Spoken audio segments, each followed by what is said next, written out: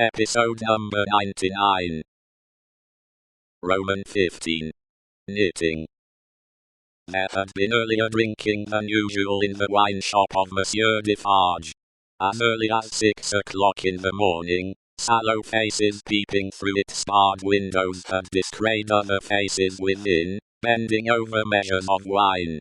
Monsieur Defarge sold a very thin wine at the best of times, but it would seem to have been an unusually thin wine that he sold at this time.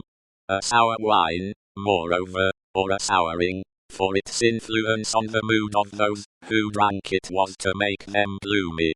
No vivacious bacchanalian flame leaped out of the pressed drape of Monsieur Defarge, but a smouldering fire that burnt in the dark lay hidden in the dregs of it. This had been the third morning in succession on which there had been early drinking at the wine shop of Monsieur Defarge. It had begun on Monday, and here was Wednesday come.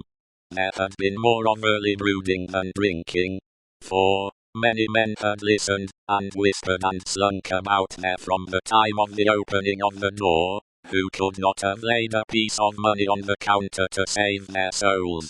These were to the full as interested in the place, however, as if they could have commanded whole barrels of wine, and they glided from seat to seat, and from corner to corner, swallowing talk in lieu of drink, with greedy looks. Notwithstanding an unusual flow of company, the master of the wine shop was not visible.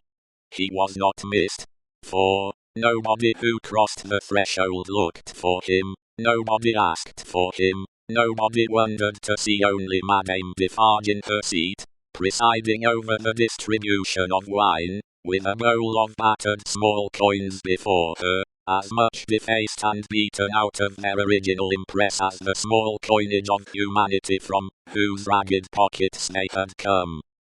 A suspended interest, and a prevalent absence of mind, were perhaps observed by the spies, who looked in at the wine shop, as they looked in at every place, high and low, from the king's palace to the criminal's jail. Games at cards languished, players at dominoes musingly built towers with them, drinkers drew figures on the tables with spilt drops of wine. Madame Defarge herself picked out the pattern on her sleeve with her toothpick, and saw and heard something inaudible and invisible a long way off. Thus, Saint Antoine in this vinous feature of his, until midday. It was high noontide, when 2 dusty men passed through his streets, and under his swinging lamps, of whom one was Monsieur Defarge, the other a mender of roads in a blue cap. All adust and athirst, the 2 entered the wine shop. Their arrival had lighted a kind of fire in the breast of Saint Antoine, fast spreading as they came along, which stirred and flickered in flames of faces at most doors and windows. Yet, no one had followed them, and no man spoke when they entered the wine shop, though the eyes of every man there were turned upon them. "Good day, gentlemen," said Monsieur Defarge. It may have been a signal for loosening the general tongue. It elicited an answering chorus of "Good day." "It is bad weather, gentlemen," said Defarge, shaking his head. Upon which, every man looked at his neighbour, and then all cast down their eyes, and sat silent. Except one man, who got up, and went out.